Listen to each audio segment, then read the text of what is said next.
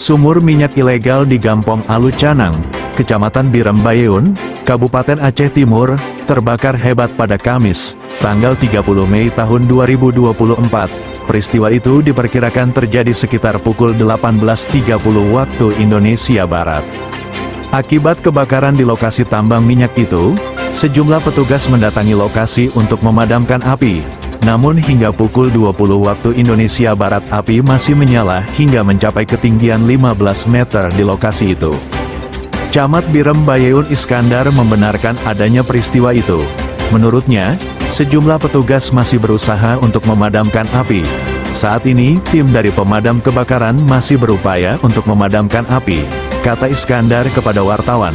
Namun sejauh ini belum diketahui sumber api yang menyulut sumur minyak ilegal yang ada di kawasan ini.